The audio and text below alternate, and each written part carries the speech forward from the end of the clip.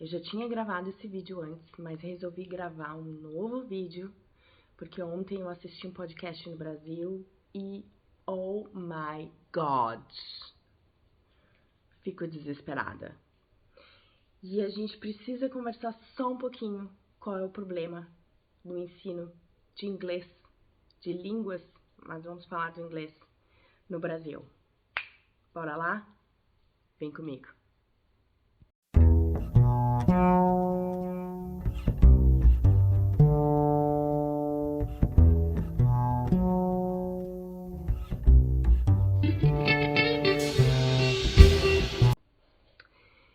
Sim, ontem eu assisti um podcast que fez eu querer gravar este vídeo hoje. Como eu já havia comentado, já havia gravado um vídeo sobre isso, qual o problema do ensino de línguas do inglês no Brasil. Então eu fiz uma pesquisinha rápida no Google hoje e depois a gente conversa um pouquinho sobre a situação. Mas eu gostaria de trazer alguns números, né? 1.268.000 pessoas falam o inglês no mundo. É a língua mais falada do mundo. Antes do mandarim, o espanhol está em quarto lugar. No terceiro lugar, a língua hindi, indiana, certo? Então, nós temos 1.268.000 falantes de inglês no mundo.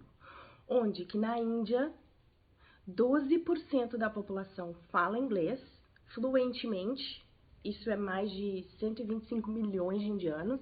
A Índia é um país, obviamente, com uma densidade demográfica muito grande, que isso quer dizer muitas pessoas morando num espaço pequeno, né? O Brasil é o oposto, nós temos uma vasta extensão, tem bastante pessoas no Brasil, é óbvio, mas temos uma vasta extensão.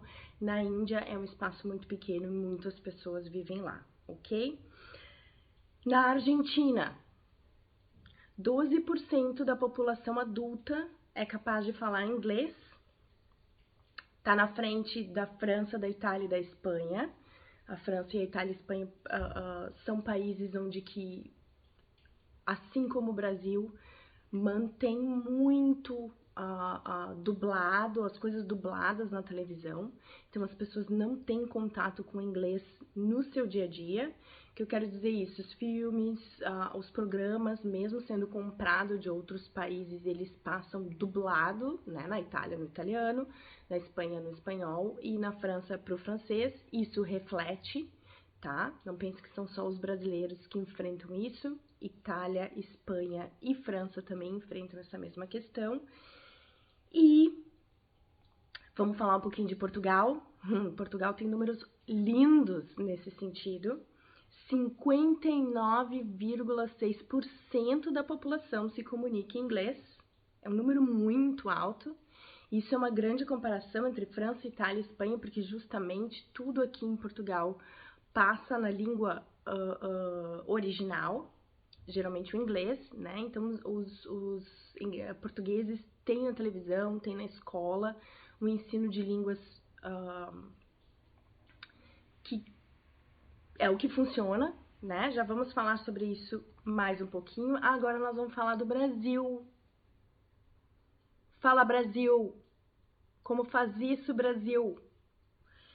Somente 5% da população consegue se comunicar em inglês, coisas básicas, né? E somente 1% da população no Brasil fala inglês fluentemente. Eu faço parte de 1% da população. Então, de 5% do Brasil para 59,6% para Portugal. Óbvio que Portugal está num ranking muito alto, mundialmente falando, e o Brasil está num ranking muito baixo. E o que eu assisti ontem num podcast foi uma coisa que eu vi uma professora de inglês, que ela é até bem conhecida e como professora dos famosos. Não sei, não quero falar nome, num podcast bem conhecido aí no Brasil, é só vocês procurarem. Não faz muito tempo que a entrevista foi ao ar, e que o podcast foi ao ar, e ela tinha dicas, falava coisas bem condizentes e coisas ótimas. Achei a pronúncia dela um pouco muito abrasileirada para o meu gosto, Mas depois eu não assisti o podcast inteiro, assisti só o finalzinho. E depois que eu assisti uns cortes, eu resolvi gravar esse vídeo para justamente conversar, né? Que ela tem uma técnica de explicar a gramática contando história, o que é uma técnica bem legal, uma técnica sim que funciona, o cérebro memoriza as coisas mais fáceis quando tem um link, uma coisa a outra, quando é uma história, né? Com toda certeza. Mas a minha pergunta é, para que explicar gramática para uma pessoa para que ela tenha aquele conhecimento lógico em português? Então é aí que chega o nosso ponto do problema do Brasil, né? O Brasil ensina línguas na sua língua nativa. Então, por exemplo, se vai numa aula de inglês, a maior parte das aulas são dadas em português, as explicações em português, e alguns eventos, alguns momentos se fala a língua que é o objetivo, o inglês, tá? Não sei como é que funciona nas outras línguas.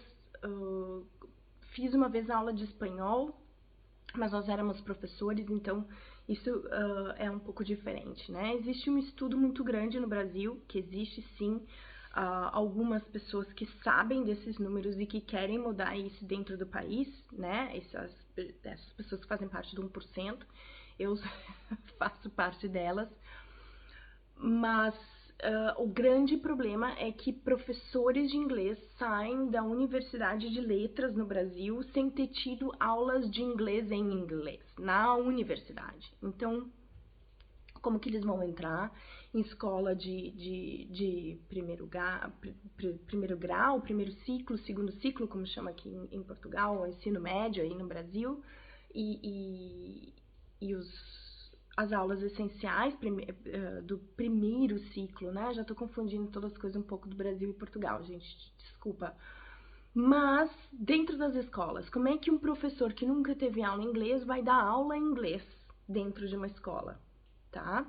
Então, no Brasil, tirando as escolas bilíngues que existem, obviamente, tá? As escolas não ensinam inglês em inglês. E isso, por exemplo, é o oposto aqui em Portugal, né? Existe aula de francês também, não só de inglês, né? E é primordial que uma pessoa, quando ela vai aprender um outro idioma, ela seja exposta a maior parte do tempo nesta língua e ela comece a ter uma convivência nesta língua. Mesmo que isso seja um processo muito difícil no começo, porque foi para mim, vai ser para todo mundo, aprender uma língua nunca vai ser fácil, mas a gente não pode dar explicações em português esperando que a pessoa vá aprender inglês. Isso é uma coisa que não fecha. Então, essa professora ontem, nesse podcast, falava muito sobre isso, que não, que estava errado, que as pessoas têm que ter explicação, porque adulto tem que aprender regras gramaticais do inglês, no caso, sabendo historinhas do português. Ela estava ensinando o can, o do e tal. Ótimo. Para essas explicações eu também acho que é super relevante, mas isso não é falar inglês, gente. Isso é uma aulinha que a gente tem que dar. Falar inglês é conversar, escutar, entender, se colocar no perigo, né? Então ela até comentou que teve um rapaz que não queria fazer aula com ela e aí foi morar no exterior com uma namorada, não sei quanto tempo. Eu vi essa realidade acontecer em Londres muitas vezes, tá? Pessoas que estiveram perto de mim, morando 6 meses em Londres, mas convive com a namorada ou trabalha com pessoas que falam português como a primeira língua, brasileiros, portugueses, angolanos, enfim, quem for. E a pessoa não se expõe à necessidade de ter que se comunicar em inglês. Então, o que vai acontecer? Ela não vai aprender o inglês mesmo morando em Londres, em Nova York, em Los Angeles, aonde for, tá? Não é a questão só do morar, do estar no lugar. Por isso que eu até falo muito, a tecnologia traz isso hoje para o nosso dia a dia, onde que a gente consegue replicar uma realidade. Eu conheço pessoas que no Brasil aprenderam a falar inglês fluentemente, elas nunca moraram no exterior. Fizeram alguns intercâmbios para aprimorar, para sentir o gostinho do que é viver no dia a dia, comprar um pão, comprar um leite que isso faz uma diferença, isso dá um gás na pessoa. Eu fui lá, eu peguei o metrô em inglês e eu consegui fazer as coisas em inglês. Isso dá um up na moral da pessoa e ela quer sim fazer isso, tá? Isso é um passo importante, sim, estar em contato onde que nativos te entendem, isso traz emocionalmente uma segurança para a pessoa e quando a gente está emocionalmente seguro, a gente deslancha. É simples, tá? Mas não existe isso. Uma pessoa, se ela vai morar no exterior e ela só convive com pessoas que falam português como a primeira língua, italiano como a primeira língua, seja a língua que for, se ela só convive com as pessoas que continuam falando a língua dela, ela nunca vai se esforçar e ser realmente fluente naquela língua. Então, para ser fluente, gente, não existe estudar inglês em português. Isso é só no Brasil que acontece e é por isso que os números gritam. Só 1% da população fala inglês fluentemente no Brasil. As aulas têm que ser em inglês, sim. Tem que haver essa imersão no inglês, sim, para se aprender a língua, senão ela só vai ficar um monte de regrinha gramatical na cabeça. Por isso que a gente escuta muitas pessoas no Brasil falando: eu estudei inglês 7 anos, mas eu não sei falar nada.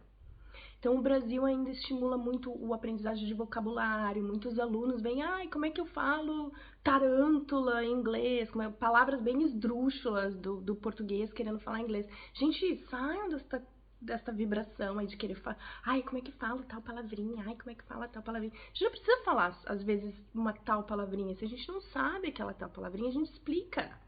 A gente conta uma história, é assim que a gente aprende, né? Então, eu não sei como falar algumas palavras não vão ter tradução. Algumas palavras, isso é um problema muito grande no Brasil, né? Que eu vou até fazer um vídeo específico para isso. O diacho da tradução. Muitos professor que te pedir, traduz do português para o inglês. Olha para ele com uma cara muito estranha. Por favor. Porque não é assim que funciona. A tradução é uma profissão. A pessoa só consegue realmente traduzir quando ela tem duas línguas já bem consistentes dentro do cérebro dela. Então, ela estuda para isso, certo? O que vai acontecer na tradução? Quando a gente está aprendendo uma segunda língua, é inevitável que o cérebro vá traduzir para a tua língua original, que é o que ele entende. É inevitável isso acontecer. Ele faz sozinho, então não precisa ficar pensando palavra por palavra. Ele vai fazer. Só que ele faz, nessa situação, eu falaria isso. Eu estou escutando isso. Então, ele faz ligações ao invés de palavra por palavra. Ele começa a conectar. Nessa situação, as pessoas falam assim. Então, deve ser assim que esta expressão, toda essa frase toda quer dizer. E é isso que funciona. Porque as pessoas não se expressam da mesma maneira em português e inglês. A gente fala coisas diferentes em português, elas falam coisas completamente diferentes em inglês. Vou dar um exemplo bem básico. Perguntar a idade. No português a gente pergunta: quantos anos você tem? No inglês a gente pergunta: quão velho você é? Eu posso chegar traduzido em inglês para o português e começar a perguntar: quão velho você é? Quão velho você é? Eu sou um babaca. Então, não existe essa tradução literal que se estimula muito no Brasil, de focar tanto palavra por palavra.